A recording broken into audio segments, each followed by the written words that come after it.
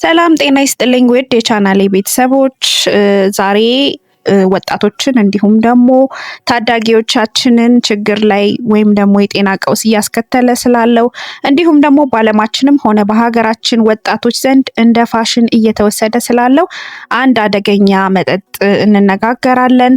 ይህ መረጃ ትክክለኛ የጤና መረጃ ነው። ቻናሉን ሰብስክራይብ አድርጉ። እንዲሁም ደግሞ ይህ ኢንፎርሜሽን ይጠቅማል ለምትሉት ሰው ለወዳጅ ዘመዶች ሼር በማድረግ ሀሳቡን ያጋሩ። እንዲሁም ደግሞ ሀሳብ አስተያየት ካላችሁ ኮሜንት ሴክሽን ላይ መጻፍ እንዳይረሳ ማለት ነው። እጅግ በጣም ጠቃሚ መረጃ ነው። እንዲሁም ደግሞ ጠቃሚ ቪዲዮ ነው ማለት ነው። ቪዲዮን እስከ መጨረሻ ድረስ ተከታተሉት። ሊን ወይም ደግሞ ፐርፕል ድራንክ በመባል የሚታወቀው ለስላሳ መጠጦች ከሳል መድኃኒቶች ጋር ቀላቅሎ በመጠጣት እንግዲህ ይህንን ህይወት ሊያስጠፋ የሚችል ነገር ወይም ደግሞ ለህይወት አደጋ የሆነ ትልቅ መጠጥ ነው ማለት ነው። ይህ ድብልቅ ያው ለጊዜው ዘና የሚያደርግ ቢመስልም መጨረሻው ግን እጅግ አሰቃቂ ነው ማለት ነው። ዛሬ ያው ይህ መጠጥ በሰውነታችን ላይ የሚያደርሰውን ጥፋት በዝርዝር እነግራችኋለሁ። አብራችሁን ሁኙ ማለት ነው። አንደኛው ምንድነው? ይሄ በመጀመሪያ ሊን ምንድነው ስንል ሊን የሚዘጋጀው እንደ ስፕራይት ያሉ ለስላሳ መጠጦች ኮዲን እና ፕሮሜታዚን ከሚባሉ የሳል መድኃኒቶች ጋር በመቀላቀል የሚዘጋጅ መጠጥ ነው። ሶፍት ድሪንክ ነው ማለት ነው።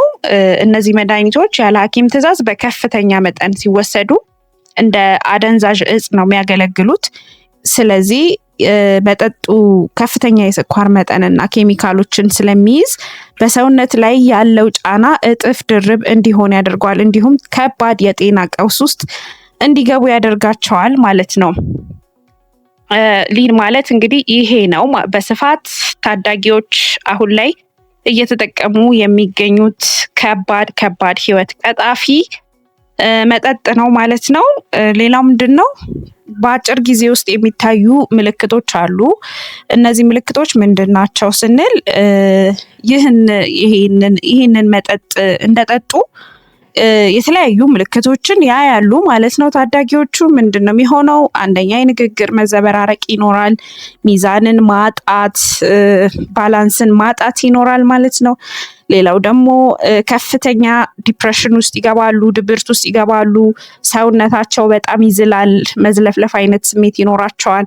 የማየት ችሎታቸውን ይቀንሳል። ይሄ ብለርድ ቪዥን እያመጣባቸው ይሄዳል። ሌላው ደግሞ የልብ ምታቸውን እያዛባ ይሄዳል ማለት ነው። እንግዲህ ይህ ሁኔታ ተጠቃሚው ራሱን እንዲስትና ለአደጋ እንዲጋለጥ ያደርገዋል ማለት ነው። ስለዚህ ብዙ ልጆች ራሳቸውን እየሳቱ ራሳቸውን ወደ አላስፈላጊ ነገር እየከተቱ አደጋ ውስጥ ይገባሉ ማለት ነው። ሌላው ምንድን ነው? የረጅም ጊዜ ጉዳት የምንለው ነው ማለት ነው። እንዴት ነው ረጅም ጊዜ ሲጠቀሙ የሚጎዳው የሚለው መጠጡን ደጋግሞ በመጠቀም ወደሚከተሉት ከባድ የጤና ችግሮች ያመራሉ። እነዚህ የሚከተሉት ከባድ የጤና ችግሮች ምንድን ናቸው ስንል አንደኛ ነገር የመተንፈሻ አካላት ስራ ቶታሊ ያቆማል ማለት ነው። ይሄ ሪስፓይራቶሪ ዲፕሬሽን የምንለው ማለት ነው። ምክንያቱም ካፌን እና ኮዲን የመተንፈሻ አካላትን ነው የሚያዘግመው። ስለዚህ ኦክሲጅን ወደ አእምሮ እንዳይደርስ ያደርጋል ማለት ነው። እነዚህ ካፌን እና ኮዲን እንደዛ ያደርጋሉ። የመተንፈሻ አካላችን ሙሉ ለሙሉ ያዘግማሉ። ኦክሲጅን እንዳይደርስ ያደርጋል ማለት ነው። ስለዚህ በዚህ ምክንያት ይሄ ችግር ይፈጠራል። ሌላው ደግሞ የጉበትና የኩላሊት ውድመት ነው የሚያስከትለው። መድኃኒቶቹና ለስላሳ ውስጥ ያለው ከፍተኛ ስኳር ጉበትን እና ኩላሊትን ከጥቅም ውጭ ነው የሚያደርገው።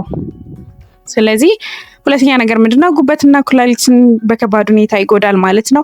ሌላው የጥርስ መበስበስን ያመጣል። በለስላሳ ውስጥ ያለው አሲድ እንደገና ደግሞ ስኳር ይሄ ከነርቭ መድኃኒቱ ጋር ሲቀላቀል ጥርስን በፍጥነት ነው የሚያበሰብሰው ማለት ነው። ሌላው የማስታወስ ችሎታን ደግሞ ያሳጣል። የአንጎል ሴሎቻችንን ስለሚጎዳ አንጎላችን በትክክል ኦክስጅን እንዳያገኝ ስለሚያደርጉ አንጎላችን ሴሎቻቸው ሲጎዳ የማሰብና የማስታወስ ብቃትን ደግሞ ቶታሊ ያጠፋል ወይም ይቀንሳል ማለት ነው። ይሄ በረጅም ጊዜ በመጠቀም የሚፈጠሩ ችግሮች ናቸው ማለት ነው። ሌላው ምንድነው አት ኢንድ ኦፍ መጨረሻ ላይ ምን ይፈጠራል ስንል ይሄ የሱስ አዙሪት ውስጥ ይገባሉ ታዳጊዎች እንዲሁም ወጣቶች ወይም ደግሞ ይሄን መጠጥ የሚጠቀሙ ሰዎች የሱስ አዙሪት ውስጥ ነው የሚገቡት። አዲክትድ ይሆናሉ። እንደገና ደግሞ ኦቨርዶዝ በመውሰድ ትልቅ አደጋ ውስጥ ይገባሉ ማለት ነው። ምንድነው ትልቁ አደጋ? ያው ኮዲን በከፍተኛ ሁኔታ ሱሰኛ ማድረጉ ነው ትልቁ አደጋ ማለት ነው። ሰውነታችን ያንን ስሜት ካላገኘ ያው መንቀጥቀጥና ከፍተኛ ህመም ውስጥ ይገባል። ከዚህም አልፎ ምንድነው የሚሆነው? ከዚህም አልፎ ያው መጠኑ ሲጨምር ወይም ደግሞ ኦቨርዶዝ በሚጠቀሙ ሰዓት በእንቅልፍ ውስጥ እንዳሉ የመተንፈሻ አካላት ስራቸውን በአጠቃላይ ያቆማሉ ማለት ነው። ይህም ደግሞ ያው ድንገተኛ ሞትን ያስከትላል። ይሄ ሬስፓራቶሪ አሬስት ያደርጋል ማለት ነው። ሙሉ ለሙሉ መተንፈስ ያቆማሉ ማለት ነው። ስለዚህ ኦቨርዶዝ ሲወስድ እንደዚህ አይነት ችግሮች ይገጥሙታል ማለት ነው አንድ ወጣት። ስለዚህ ምንድነው እነዚህ ሁሉ ችግሮች ደግሞ ላላስፈላጊ የህይወት ቅጥፈት ችግር ውስጥ ይገባል ማለት ነው። ስለዚህ ከእንደዚህ አይነት ነገር ተቆጠቡ ነው የምላችሁ ታዳጊዎች፣ እንዲሁም ደግሞ ወላጆች ጥንቃቄ ማድረግ አለባችሁ። እንዲሁም ውድ ወጣቶች ጊዜያዊ ደስታ ዘላቂ ጥፋት እንዳያመጣባችሁ መጠንቀቅ አለባችሁ ማለት ነው። ጓደኞቻችሁ ስለገፋፏችሁ ወይም ደግሞ ፊልም ላይ ስላያችሁ ብቻ ህይወታችሁን አደጋ ላይ አትጣሉ። ጤናችሁ ከምንም በላይ ውድ ነው። ይህ መረጃ ደግሞ እንግዲህ ለብዙዎች እንዲደርስ ቪዲዮን ሼር አድርጉት። ሀሳባችሁን በኮሜንት ስር አስፍሩልኝ። ሀሳብ አስተያየት እፈልጋለሁ። ለተጨማሪ እንደዚህ ጠቃሚ መረጃዎች ደግሞ ቻናሉን ሰብስክራይብ ማድረግ እንዳትረሱ። ወቅታዊና ቅርብ የሆነ መረጃ የጤና መረጃ ታገኛላችሁ ማለት ነው። ለዛሬ ይዤላችሁ የመጣሁት ቪዲዮ ይሄን ይመስላል። በሌላ ጠቃሚ የጤና መረጃ እስከማገኛችሁ ድረስ ሰላም ሁኑ።